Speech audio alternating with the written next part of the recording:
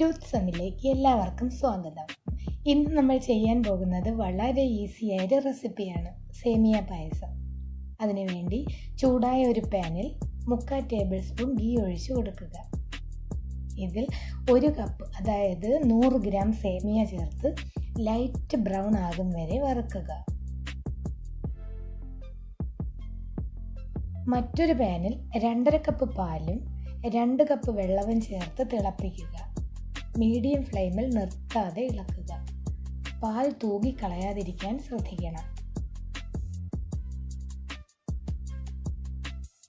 കുറച്ച് വറ്റിയതിനു ശേഷം വറുത്ത് വച്ചിരിക്കുന്ന സേമിയ ചേർത്ത് ഇളക്കി നന്നായി യോജിപ്പിക്കുക. അടിക്കടി ഇളക്കിക്കൊണ്ടേയിരിക്കുക. പാനിൻ്റെ അടിയിൽ പിടിക്കാതിരിക്കാൻ നോക്കണം. ഇതിൽ 2 ടേബിൾ സ്പൂൺ ചവ്വരി വേവിച്ചത് ചേർത്ത് ഇളക്കുക.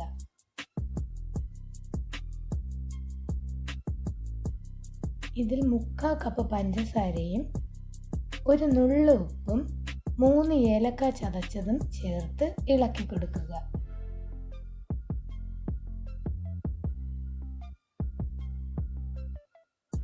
അധികം കുറുകി പോകാതെ ഇറക്കി വയ്ക്കുക. ഇനി നമുക്ക് അണ്ടിപ്പരിപ്പ് ഉണക്കമുന്തിരിങ്ങയും വറുത്തിടാം. മറ്റൊരു പാൻ ചൂടാക്കി 1/2 ടേബിൾ സ്പൂൺ ഗീ ഒഴിച്ച് കൊടുക്കുക.